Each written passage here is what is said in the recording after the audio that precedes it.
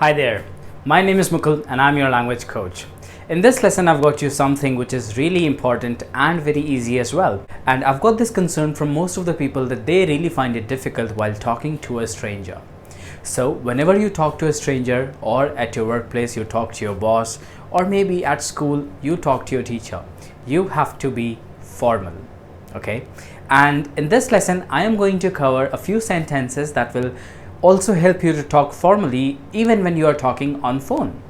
Okay, so let's start this. Starting a conversation. Starting a conversation can be the most difficult part for the learners of English. Now I'm going to give you some sentences that will help you exactly how you can start a conversation on the phone with someone that you don't know. If I say someone that you don't know, I am definitely talking about a stranger. This case is something when you are trying to reach someone, you are trying to call someone, and maybe their personal cell phone is not in reach for some reasons. So you try to call someone else, or you try to call at their office, maybe on the landline, and then you are talking to someone you don't know. So that is why I say stranger. So let's see a few sentences here. You need to confirm first.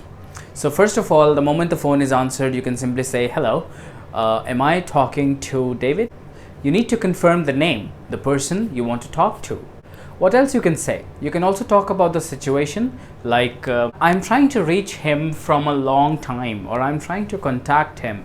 Is he there?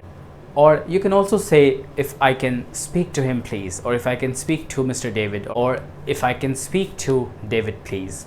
So these are the sentences that you may use while starting a conversation with someone that you don't know, maybe a stranger or someone else who has answered the phone on someone else's behalf. So what are the sentences? Could I speak to David?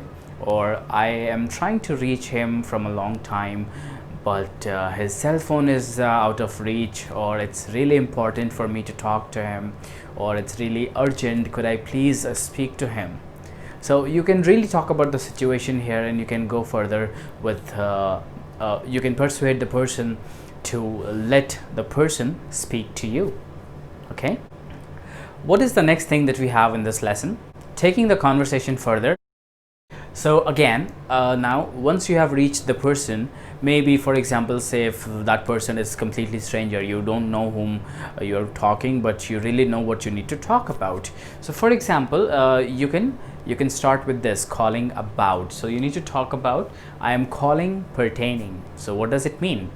That it means that I am calling about. What is it that this call is in regard to?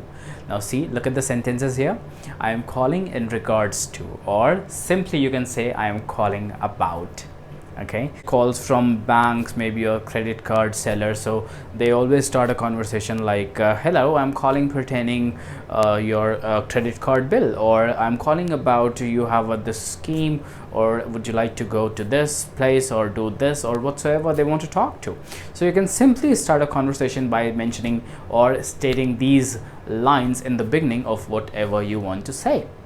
And what's next here? Again, few more sentences about calling about. What do you see here? Yes, so just in case if you're calling your office, or maybe some government portal, government office, or maybe you need some information about, you can simply ask this, or not ask, you can simply state the sentence that I am calling about this and I need some information about this. Would it be possible for you to give me some details that I need, like that? Or you can simply say I am calling from this place, and this call is in regards to this. For example, you must have got some calls from a hotel booking. For example, they call you, hello sir, hello ma'am, I'm calling from JW Marriott and you have a booking today. This call is just to confirm that.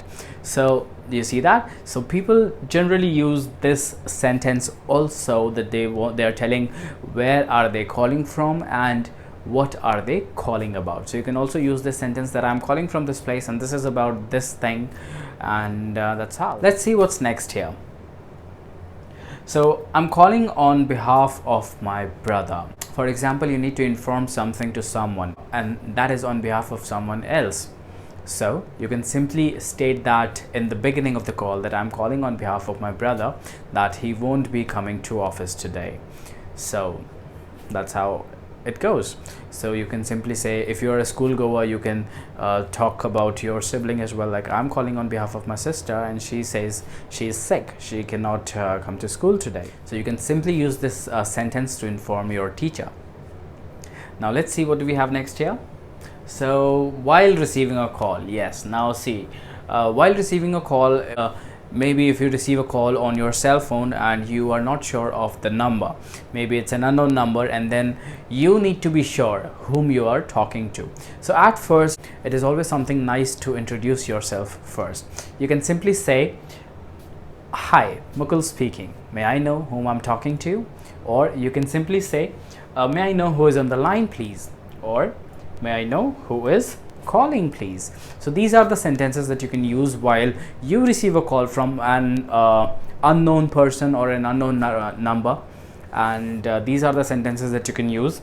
Let's see what's next here. Hold. Yes, this is also a very important part of a call. And why do we need to put someone on hold? For example, someone is asking you for some information and you're not really handy with that, so you need to tell them, could you please hold the line, that I need to check this information. Or maybe what are the sentences you can use? Could you please hold the call? Or you can say, could you please hold for a moment? Or you can simply say, hold the line please. Or I'll get back to you in a moment, please hold the line. So when you say that, the person will be there patiently and will wait for you to come back and provide the information or provide the details, right? So putting someone on hold only when it is required, it's really a good habit. And if it is like a situation when you're not handy with something that other person needs on the call, so you can simply tell them, please hold the line, I'll be right back with you in a moment. And in the meantime, you can really check out for the details, and then you can take the phone back and you can say, hey, hi, you still there? And then you can continue your talk. Now answering for someone else, for example, you are home and maybe your father went out for a walk and he left his phone there. So you can simply say, I'm sorry, my dad is not here at the moment, right? You can simply say that he is not here, it's me, Mukul, who has answered the phone on his behalf. Now you see how you're using behalf, right? But you don't need to mention that simply. You can simply say, hi, Mukul speaking, my dad is not here at the moment, could I please take your message? Or you can simply say, is there anything important that I can tell him? Or like that, would you like to leave a message for him so that if he's back then I can tell him?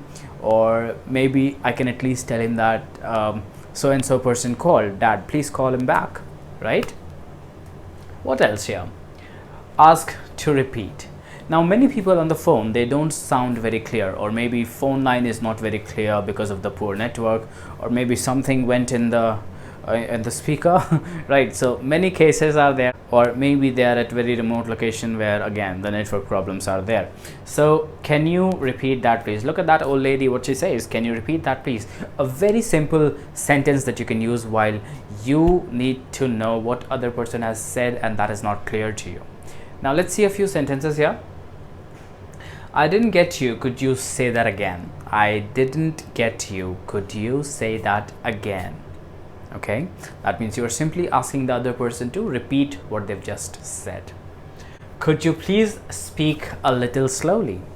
For example, if someone is speaking really fast and you're not able to catch a word, or maybe you're writing a number or a detail and someone is still going on blah blah blah blah blah blah blah blah, and then you want to hold them, ask them to go slow because you're writing something, right?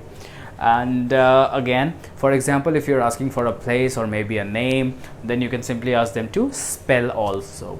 Could you spell that please? That means you need the other person to spell what is the word that you are talking about. Okay, simple as that. Let's see what do we have next here. Now finishing a conversation. Now what do you see in the picture? Blah blah blah, and the person is going crazy and the person is really annoyed by the other person who is on the other side of the phone. Now see,